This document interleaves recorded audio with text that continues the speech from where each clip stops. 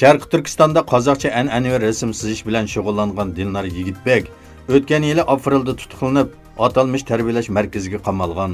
Endi 26 yoshga kirgan Dilnar Yigitbek Urumchi shaharlik Tianshan rayoni İttifaq yo'li 78-qo'rovda o'ltirdigan bo'lib, Xinjiang san'at institutining rasmni kasbini a'lo natija bilan yuqori mahorat bilan bitirgan. Hamda nodir asarlar bilan nopozliq rassomlar qatoridan o'rin olgan. 2018-yili aprelda tutuqlanib, 3 yillik muddatli qamoq jazosiga hukm qilingan. Onun chet eldagi tuqqanlarining aytishicha, Dilnar Yigitbek atalmış tarbiyalash lagerida ig'ir kasal bo'lib, aqli hushidan ozgan ekan. Qozog'iston Ot-yurt yoshlar jamiyatining qurg'uvchisi Sarkinbayning deyishicha, nurg'un mashhur yozuvchi, shoir, san'atkor, axborotchilar, o'qituvchi, professor va boshqa soatga sarxillar tutqun qilingan. Bularning hammasi milliy tus olgan asarlar bilan ayblangan ekan.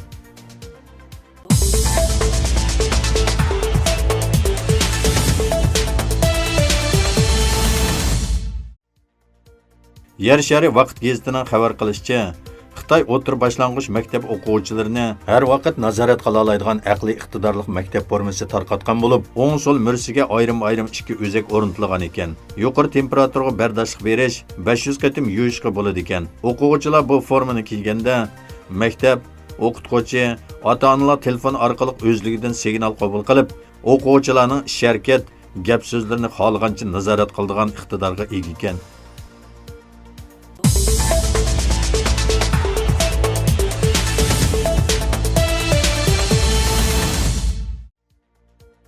Germaniyadagi İlham To'xtini qo'llash guruhining mas'uli Anvarjon Apandi 2018-yilning Uyg'ur masalasining xalqarolishi kuchaygan 1 yil bo'lganligini ta'kidladi.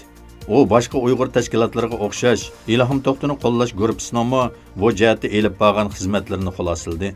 İlham To'xtini qo'llash guruhining 2018-yil faoliyatlarida Xitoy hukumati tomonidan muddatsiz qamoqqa hukm qilingan Uyg'ur ziyolisi İlham To'xtiga erkinlik talab qilish va İlham To'xti apandini Sakharov erkinlik mukofoti, Nobel tinchlik mukofoti qatorli xalqaro ta'siri bo'lgan kishilik huquq mukofotlariga nomzod qilib ko'rsatish ishlarini tilga olib o'tdi. U yana Xitoyning tarbiyalash markazlari deb atalgan jazo lagerlariga qamalgan Uyg'urlarga erkinlik talab qilib uyushtirgan muhokama yig'inlari bilan namoyish faoliyatlarini sanab o'tdi. İlham To'xtini 2019-yillik Nobel tinchlik mukofoti, Sakharov erkinlik mukofoti qatorli xalqaro kishilik huquq mukofotlariga nomzod qilib ko'rsatish va İlham To'xti muhokama yig'inlari uyushtirganligini bildirdi. U yana o'zlarining navbatda Yevropa parlamenti va Amerika qatorli g'arb demokratik davlatlaridagi ta'siri kuchli siyosiy arboblarning qo'llashini qo'lga keltirish uchun tirishchanlik ko'rsatayotganligini ta'kidladi. Anvarjon Apandi so'zining oxirida yana İlham To'xti apandini xalqaro mukofotga ko'rsatishining xalqaro jamiyatning Uyg'ur masalasiga bo'lgan diqqatini yanada kuchaytirishda muhim ahamiyatga ega ekanligini ta'kidladi.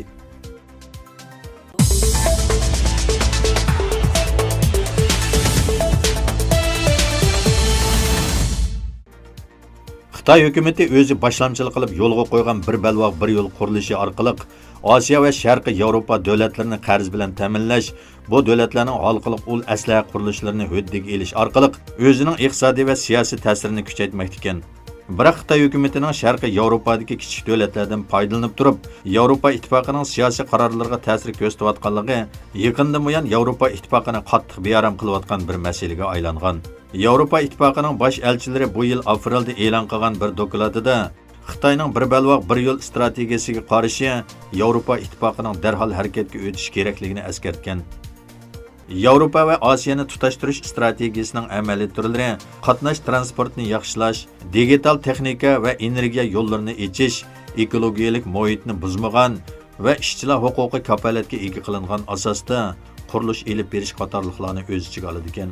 Fransiya agentligining aytishicha, hozirgacha Xitoy mablag' solgan Pokiston, Sri Lanka qatorliq davlatlarning allaqachon qarz patqiga petib qilishi, Xitoyning telefon, uchur aloqa sistemalarining bexatar emasligi, Xitoy qurilish turlarining yerli xalqlarga manfaat bermaslikdek bir qator masalalar navbatda bir balvoq bir yo'l qurilishi ramkasiga kirgan davlatlarda ikkilanish paydo qilmoqda ekan.